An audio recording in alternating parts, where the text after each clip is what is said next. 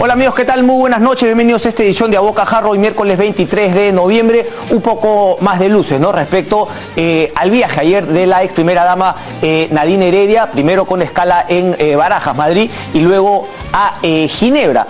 Queda claro entonces que un poco en la línea de lo que ha confirmado su abogado Eduardo Roy Gates, bueno, salió de acuerdo a ley. Eso es lo que me parece, ¿no? Lo que va quedando claro. Ahora, que no se trata de una fuga, claro, no podría decir, como lo ha dicho Eduardo Roy Gates, no es una fuga, lo ha hecho de manera legal, pero ¿cuál sería la estrategia detrás? Y la estrategia detrás parecería confirmarse que se trata pues justamente de estar lejos del alcance de la ley, más allá de que ella haya planteado que efectivamente, digamos, ella va a estar justamente prestándose para las investigaciones de la justicia peruana, pero al mismo tiempo ha pedido que, digamos, este tema de la firma mensual o qué sé yo, lo pueda hacer desde el consulado en Suiza. Tenemos un poco de información, está ya con nosotros el congresista del partido aprista, Mauricio Mulder. Congresista, muy buenas noches, gracias por estar aquí. Gracias. Vamos a estar luego también con el congresista Carlos Bruz de Peruanos por el Cambio, justamente para que también pueda exponer sus puntos de vista respecto a este y otros temas. Tenemos para arrancar un poco, ¿no? Un mapita que mostramos ahora para que la gente también se vaya ubicando. ¿Lo tenemos? Sí, ahí está. Marzo del 2016, Nadine se comunica con José Graciano da Silva para postular a una posición en la FAO. Esto, repito, es lo que a mí me hace pensar que está un poco cocinado, ¿no? Porque estas comunicaciones que mostrábamos el día de ayer no parece pues que se hayan hecho entre una postulante cualquiera. Claro, es un cargo importante, pero lo que digo es que había un vínculo muy cercano con el señor José Graciano. Recordemos además que es persona vinculada a Lula da Silva, quien además se reunió con el presidente Ollanta en un viaje a Roma. Eso se lo vamos a preguntar porque el congresista Mulder lo comentó justamente ahora en el Congreso de la República, y obviamente después las comunicaciones con José Graciano. Pedido de impedimento de salida en el marco de las investigaciones, 17 de junio, se la otorgan, ¿no? 4 meses. Justamente vence creo que el 16 o 17, y el 13 de octubre la Procuraduría de Lavado de Activos pide ampliar el impedimento de salida de Nadine Heredia a través de la Procuradora de Lavado de Activos, efectivamente. El fiscal no hace caso. El fiscal no hace caso, no le entran balas, parece que creía que no era importante y simplemente le da estas medidas restrictivas como la firma. 17 de octubre finaliza la restricción, 21 de noviembre Nadine Heredia presenta documento al juez Coarguancho. Esto ha sido el día lunes, tempranito, ¿no? 9 de la mañana el juez ya sabía que saldría de viaje por razones laborales. Nadine Heredia se va de viaje ayer noche. No, ayer noche ha sido 23 de noviembre, ¿no? Nadine Heredia se va de viaje y el 24 de noviembre se supone comienza a laborar en la FAO como directora de la oficina. Por eso, hoy es 23, ayer ha sido 22, es el día que se ha ido de viaje. Hay otras cosas más, ¿no? Que quiero justamente comentar con ustedes respecto a la manera como ella sale de viaje. A ver. El juez, ¿no? Porque ahora se están tirando la pelota un poco entre el juez y el fiscal. El fiscal tuvo responsabilidad en ese momento cuando la Procuraduría le pide que pida la prórroga y el señor no lo hace. Ahora, que el fiscal diga que muy mal, que Nadine Heredia se fue sin que el juez le haya respondido sobre su solicitud, eso no lo dice la ley. No es una que pide permiso, es simplemente que informa.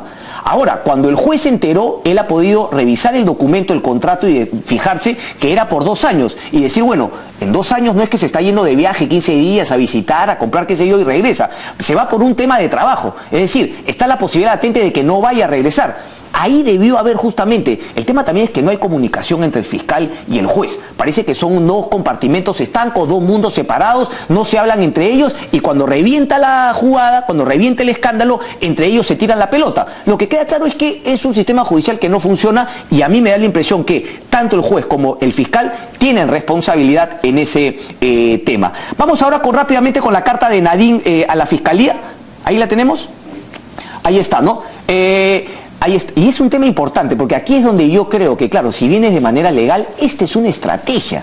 Es una estrategia legal para alejar a Nadine Heredia del brazo de la justicia peruana. Dice, le dice además, ¿no? Se lo informé de manera personal en la entrevista que tuve con el fiscal adjunto el día de hoy a las 13:30 en su despacho. Mediante el presente escrito le reitero que en ejercicio de mi derecho a trabajar libremente, y ahí tira reconocido como un derecho fundamental de la persona, he sido seleccionada para ocupar el cargo en la FAO. Dicho organismo, señor Rodrigo Lapuerta, me da la impresión que si el juez dice, no, queremos que usted regrese a firmar, no vamos a darle la autorización que firme allá, ella va a abrir otra puerta, digamos, otro frente, y va a decir que se está violentando su derecho fundamental a trabajar porque la van a hacer regresar y eso complicaría su relación laboral. Está luego la carta de la FAO a Nadine Heredia, ¿no? Dice en virtud del expuesto. No, eso sí de Nadine. Ok, bueno, dale a la siguiente, por favor. Sí, la siguiente, la carta de la FAO a Nadine Heredia.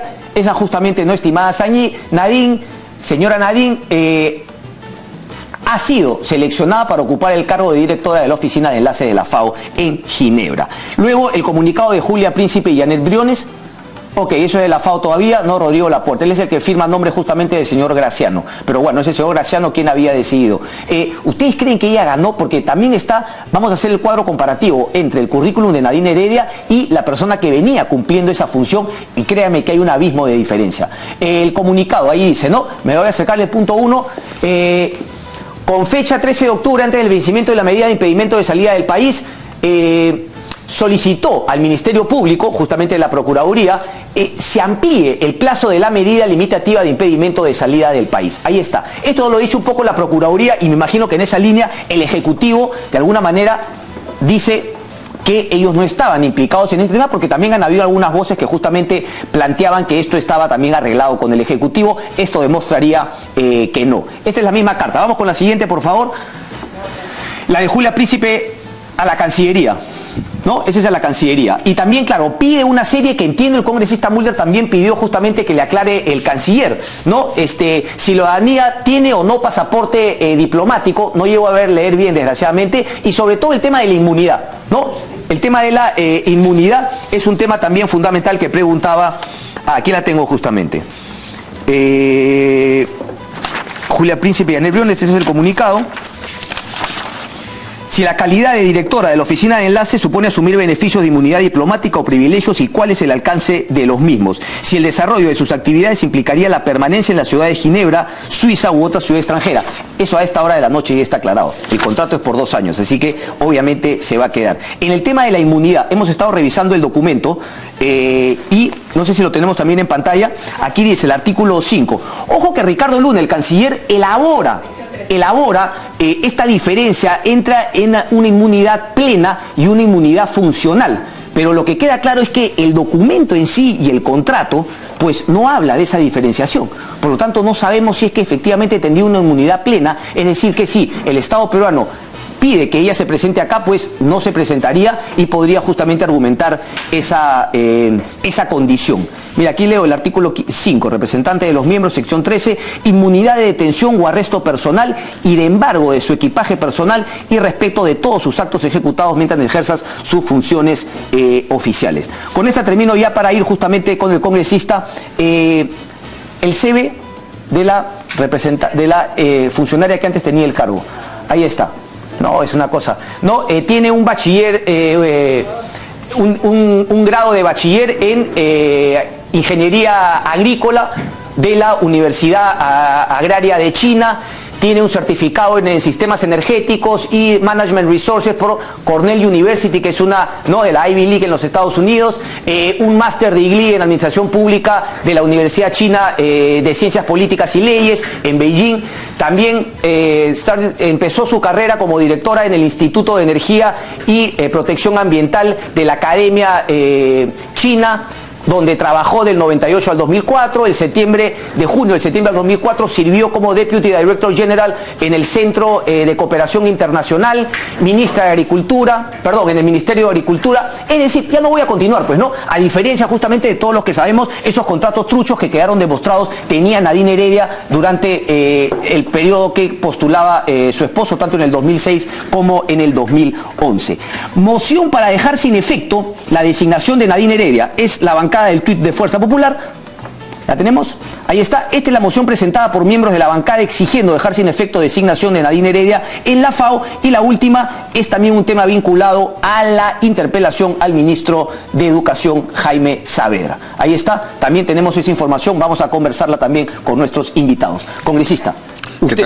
¿Qué tal? Usted estuvo hoy en la reunión con el canciller en el Congreso de la República. Lo escuché una frase que le dice, bueno, Cancillería ha actuado bien, el Ejecutivo ha actuado bien. Sí. ¿Eso lo reafirma ahora?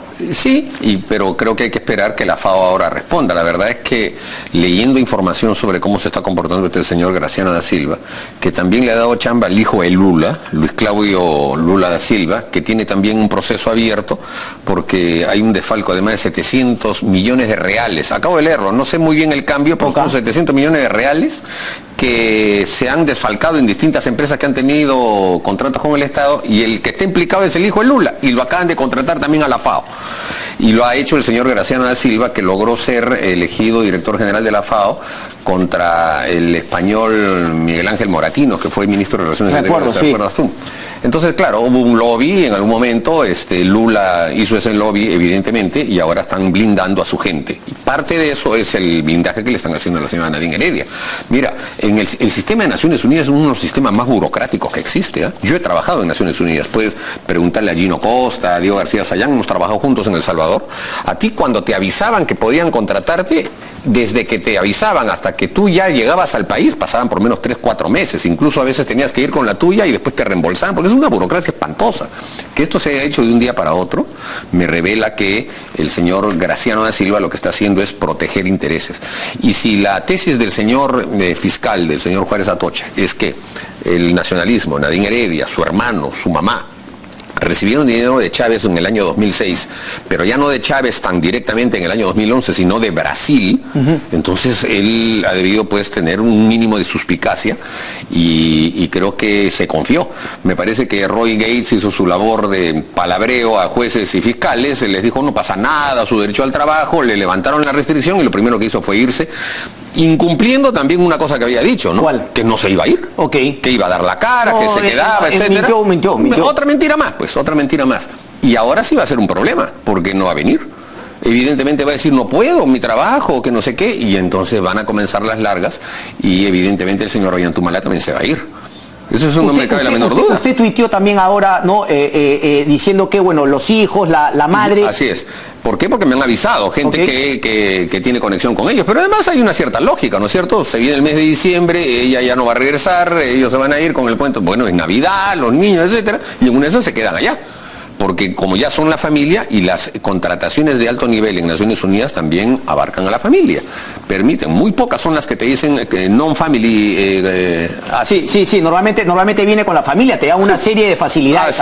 Así es. Entonces hay colegio en Naciones Unidas, además Ginebra es la sede de las Naciones Unidas en Europa, entonces hay colegio para los niños, hay universidad especial. Congresista, entonces, digamos, el Ejecutivo, sin responsabilidad, como usted lo ha dicho, pero el Ministerio Público y el juez sí cree que tiene una responsabilidad. Yo creo que sí, la verdad es que ellos han debido mantener el arraigo y ahora deben estar arrepintiéndose porque justamente el arraigo, es decir, el impedimento de salida se hace para evitar que se vayan. Bueno, y apenas se lo han levantado, se han ido, es evidente que ahora tienen que aprobar el derogar esa medida, volverle a poner el arraigo y solicitar que regrese.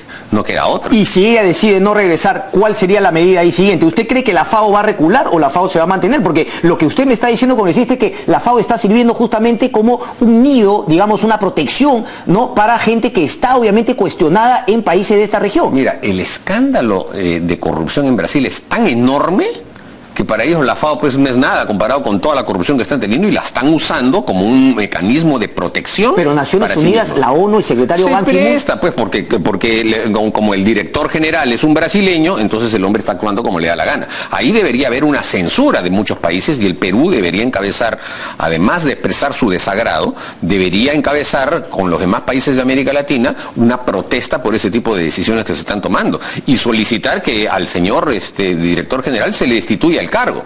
Es muy complicado porque es una elección mundial, pero significaría hacer toda una campaña y una acusación, etcétera, pero por lo menos marcar una posición. ¿Cree que lo debería hacer Cancillería? Evidentemente. Porque claro, ya mandó este reclamo a la FAO y la FAO ha mandado una, porque ayer conversábamos si es que se iba de alguna manera, si es que iba a responder la FAO y ha respondido, bueno, sí, ha sido transparente, un proceso. Pero por favor, simplemente... transparente. Tú mismo estás comparando los currículos de la persona que han sacado con las que lo que queda claro es que la FAO está digamos, comprometida en defender este nombramiento. Pero no me cabe la menor duda, porque es un nombramiento de carácter político, como el del hijo del señor Lula. No te olvides que estos dineros brasileños obedecen a toda una estrategia del PT diseñada por Lula, que ya está con proceso abierto en Brasil, y un proceso que lo puede llevar preso, y que establecía que las empresas que OAS, Odebrecht, debían tener todo tipo de contratos a nivel de América Latina para generar justamente los recursos que permitieran pagar a los senadores de oposición, a los diputados de oposición con el mecanismo del mensalado. Y esos dineros, o sea, ese crecimiento de esos dineros, se fueron compartidos con distintos países. El viaje que hizo Nadine Heredia a Brasil en el avión presidencial fue en el contexto de que Ollanta había decidido ya no comprar los aviones tucanos, ¿recuerdas tú? Sí.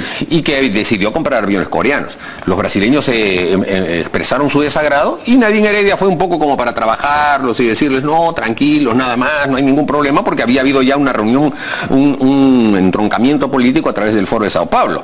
Y lo que le ofrecieron es que a cambio de no comprar los tucanos, que vengan más empresas, y le dieron a Odebrecht el gasoducto. 7.240 millones de dólares, la obra más cara de la historia del Perú y la más inservible en el fondo, que no tenía una relación entre el precio y lo que se está haciendo. Congresista, quería interrumpir porque cuando viene Johnny Lescano acá, usted lo tuitea, y ahora que lo ve acá, Johnny Lescano tuitea. Yo no sé por qué, pero ha dicho, la primera moción, pónmelo por favor, la primera moción para anular designación de Nadine Heredia es de Acción Popular, creo que eso hay que informar en honor a la verdad. Pero más allá de este tema, ¿qué significa esa moción? Eso, cuando nosotros hacíamos ese tipo de juicios, nos decían que teníamos complejo de Adán. Ya está bien, pues ya fue la primera moción, aplausos ya. ¿Qué más? Pero ¿qué significa esa moción? Es decir, ¿qué es lo que pide? Porque claro, el Congreso va a mandar también, o es una diciendo, va a ser un acto político. Señores ejecutivos, tomen cartas en el asunto, pónganse. Ese es un tema. Y el otro, que sea una noticia que se escucha ya en el sentido de que el Congreso peruano expresó una protesta contra la FAO y contra el señor Graciano da Silva, que utiliza un cargo internacional para hacer una protección de carácter político. No es una fuga la que ha hecho Nadine Heredia. Bueno, no es, pero se parece bastante, ¿no? Porque es una fórmula muy bien diseñada como para zafar. Eso es en realidad, o sea, lo que... Más mosca que todos, Eduardo Roy Gates y Nadine Heredia. O sea, la estrategia le funcionó a la perfección por negligencia únicamente del Ministerio Público y del Poder Judicial, ¿o qué? Ni siquiera es negligencia. Lo que han hecho es una tarea de ir camuflando sus puntos de vista, de ir colaborando. Mire usted, como yo siempre vengo, no tengo ningún problema.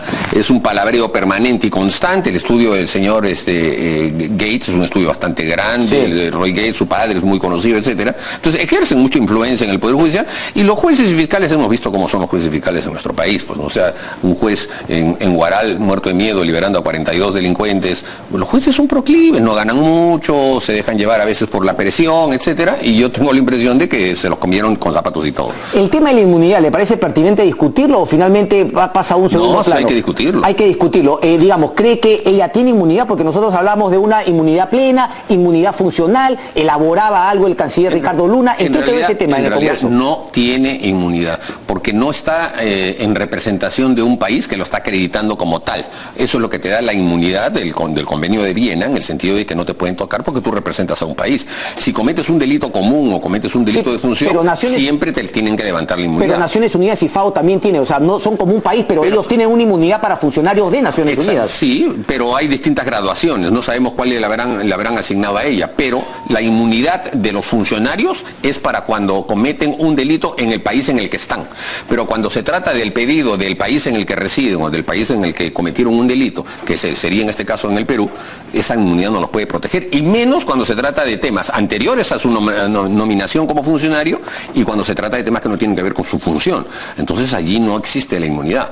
Yo recuerdo que cuando nosotros trabajábamos en Naciones Unidas, lo que nos daban era un pasaporte de Naciones Unidas, que la única ventaja que tiene es que no necesita visa, entras a cualquier país. Correcto. Pero que te diera inmunidad, no te da inmunidad, no teníamos inmunidad. Y si el juez, o le parece, digamos, irrisorio que ahora están diciendo, bueno, vamos a evaluar el viernes si es que le cambiamos o no. Sí, ¿no? Puede hacerlo. ¿Y cree que ella volvería o Tendría que volver, y si el juez la cita y ella no vuelve, entonces el juez puede solicitar que se le traiga de grado fuerza.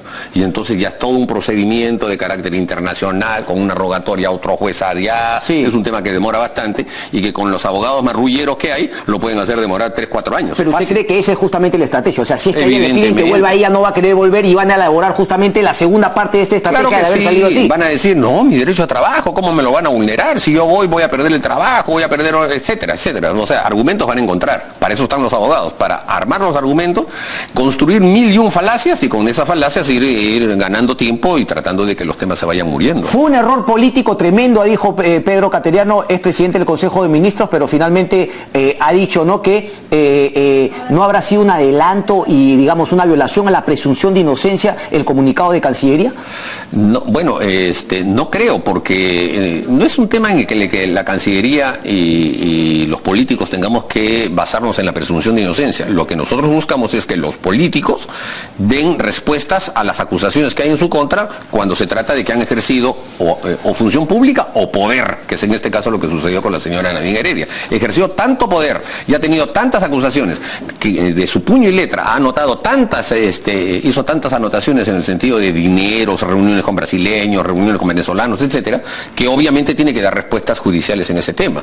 Pero el evadirlas es evidentemente un caso de fuga, ¿no? Interpelación al ministro Jaime Saavedra. Ha salido el presidente Pedro Pablo Kuczynski, ¿no?, a respaldarlo y además a criticar que justamente habrían intereses subalternos en esta interpelación, que tengo acá el cuestionario, sería por el tema de la denuncia de Panorama y por el tema de los Panamericanos. Obviamente. Y sobre todo el tema del deporte que está vinculado al minero. Claro, lo que pasa es que el señor Kuczynski o quienes se defienden al señor Saavedra consideran que como nosotros estamos en contra de la ley universitaria, el señor Saavedra puede hacer lo que le da la gana, porque siempre van a decir, no, ahí están los intereses que defienden a las universidades. Siempre vienen con ese maniqueísmo que es absurdo y hasta estúpido. Lo que tiene que ocurrir es que se lea el pliego interpelatorio, no hay una sola pregunta sobre el tema universitario, ese es otro terreno, ese es un terreno en el que nosotros hemos planteado una modificatoria, ni siquiera una derogatoria de la ley universitaria. Pero acaba de decir que ustedes están en contra de la ley universitaria, sí, en claro, su plenitud. Claro. Bueno, es que en su concepción, porque es una ley que rompe con la autonomía universitaria y nosotros hacemos defensa acérrima de la autonomía universitaria. Pero no estamos planteando, por ejemplo, que se disuelve el SUNEDU. Lo que estamos planteando es que tenga una composición distinta, no con personas nombradas a dedo, sino con personas que surjan del ámbito universitario, de la propia comunidad universitaria, que pueden ser estudiantes, rectores, profesores, graduados, lo que fuera, pero que surja de la comunidad universitaria. Pero eso no va a entrar en este debate. Lo que nos estamos poniendo nosotros son el tema de los Panamericanos y el tema de su gestión, sobre todo en materia de cómo se tira la plata ahí, en el Ministerio de Educación, por favor. 146 millones de soles en computadoras, que muchas de ellas son bambas, que muchas de ellas terminaron entregándose, pero que sirvieron para que la persona que estaba haciendo la selección directa, sin concurso, sin licitación, sin nada, se terminara enriqueciendo con testaferros. Y se trata esta señora Vilca de una persona de la más absoluta confianza del señor Saavedra. Pero ha empezado ya a sacar gente, o sea, ustedes van por la responsabilidad política. Queda claro que él no ha estado metido en este tema. No lo sabemos porque tendrá que haber una investigación. Si una persona que tú le das el cargo de asesora del despacho ministerial, le das el cargo de directora de todo lo que significa la provisión de recursos educativos y encima le das el cargo de Oficina General de Administración, mira todo el poder que tenía esta persona con esos 3 cargos en el Ministerio de Educación, que es el ministerio más grande de todos. No me vas a decir que no sabías nada. O sea, que se te pasan ahí los trenes debajo como una guacha. No, tenía que saber. Pero algunos podrían decir, bueno, claro, en este pliego interpelatorio no ponen el tema de la ley universitaria, pero claro, la consigna es finalmente sacarlo. Así ni siquiera tienen que mostrar que la verdadera razón para sacar a Jaime Saavedra es el tema de la ley universitaria. Entonces, y eso es lo que plantea el presidente. Por eso, entonces vuelvo a hacerte el argumento. O sea, que como el señor defiende la ley universitaria, tiene autorización para robar, tiene autorización para hacer lo que quiera, porque como él defiende la ley universitaria, cancha libre para lo demás. No, él tiene que responder por las actitudes políticas de su ministerio. Y su ministerio tiene este tipo de problemas. ¿Usted no cree que es un buen ministro de Educación? No, yo no creo que sea. ¿Dónde están los resultados? Hemos descendido en prueba PISA. Mira tú cómo se está devolviendo dinero a pesar de que los colegios, o ya no hablemos de universidades, hablemos de los colegios primarios y secundarios de nuestro país. Hay 15 colegios que debieron haberse entregado del año 2015, de los emblemáticos, que ninguno se ha concluido. Nadie dice nada de eso. Correcto. Yo le quiero hacer una pregunta respecto a los Juegos Panamericanos, porque claro, son 6 preguntas respecto del tema de la denuncia de las computadoras, pero la mayoría de preguntas respecto del tema de los Juegos Panamericanos. ¿Pero sabes por qué? ¿Por qué? qué? Porque en el primero de los casos estamos hablando de 146 millones de soles y este tema de las computadoras, etcétera. Pero en el segundo de los casos, 1.200 millones de dólares, esos son los panamericanos y Pero se van a yo le- designar así a Yo le dedo. pregunto a priori, con las investigaciones que hemos estado realizando en este programa, yo tengo definido hace muchos meses que ese tema de los panamericanos no se deberían realizar. Así es. ¿Usted también coincide con esa opinión? Pero si yo lo he dicho aquí mismo en tu ¿Y programa. Fuerza Popular también coincide con eso? No lo sé, ellos no los he escuchado tan enfáticamente sobre Porque el ese tema podría ser, bueno, pues, ok, asumamos el costo político, tanto las bancadas en el Congreso, Fuerza Popular y el Ejecutivo, de decir, no se pueden hacer los panamericanos porque no hay plata y porque finalmente el deporte a quien le vamos a dar, se supone, ese dinero, no está en capacidad Pero de gestionar. lo peor es que sí hay plata, porque van a sacar de todas partes para que haya plata. Entonces no va a ser el problema de la plata, el problema es que van a despilfarrar esa plata, Ya, pero usted porque más- si en 2 años no han hecho absolutamente nada, en lo que queda van a comprar a locas y a primera. O sea, así como se han comprado las laptops, así se va a hacer todo el gasto de los 1.200 millones de dólares del Ministerio de Educación, porque ya no tienen tiempo de hacer licitaciones, de hacer concursos, Ok, etcétera. pero como decía, usted es más directo, porque por ejemplo en Fuerza Popular yo le digo, bueno, si tienen tan claro el tema de los panamericanos, porque nuestra investigación no ha sido de cara al ministro Saavedra, sino que aparece obviamente como él, quien tiene la jefatura del ente Está rector bien, del pero deporte. él es el culpable de que no se haya avanzado nada. Lo Ok. está diciendo vos en el audio que tú presentaste. Él es el que manda. Usted trabaja para mí y usted hace lo que yo le digo. ¿Cómo el ministro que ya está en funciones se le ratifica en el cargo y con el pasivo de no haber hecho nada durante 2 años en el tema de los Pero dice que panamericanos? Fuerza Popular quiere criticar, pero no se quiere cargar el muerto, de decir, bueno, Fuerza Popular, como usted lo dice, cree que no se deben hacer los panamericanos, debe porque hacer. hay 75% de la población que cree que sí van a hacer. Entonces yo pregunto, bueno, el costo político para Fuerza Popular no lo quiere asumir, pero sí quiere ir por Pero la a ver, cabeza de Saavedra. Ya, pero digamos, a ver, tú explica a la población, con 1.200 millones de dólares que tiene el señor Saavedra, ¿no se podrían hacer mucho más escuelas, mejorar el sistema universitario? Por ejemplo, hablando del sistema universitario, las universidades públicas tienen que pasar por licenciatura. Ninguna de ellas tiene licenciatura. ¿Sabes por qué? Porque no les dan dinero. ¿Y por qué? Porque no hay plata en el presupuesto. Ahí tienes 1.200 millones de dólares, repártanselo a las principales universidades, a las más antiguas. Correcto. Ahí está, y ahí pueden licenciarse, pero no lo van a hacer, Con se esta- la van a gastar en todo este tipo de cosas. Fuerza Popular ha dicho interpelación y no descartamos la censura. ¿Mauricio Müller está en esa misma posición o cree que finalmente él quiere respuestas, pero la censura no la ve necesaria? Mira, yo en eso sí espero que se cumplan los procedimientos. Si el señor va y da una respuesta absolutamente categórica, convincente, con documentos, ¿quién va a plantear una censura? Ok. Pero si, como supongo, no va a dar ninguna respuesta ni categórica ni contundente, sino todo lo contrario, entonces yo sí seré el primero en plantear que de todas maneras se le censure, sin duda alguna. Hay algunas preguntas que ya hemos contestado en este programa dentro del pliego interpelatorio, hay otras que sí están dentro de las pendientes, estaremos atentos entonces a esa sesión. Congresista, Muchas gracias. Muchas gracias.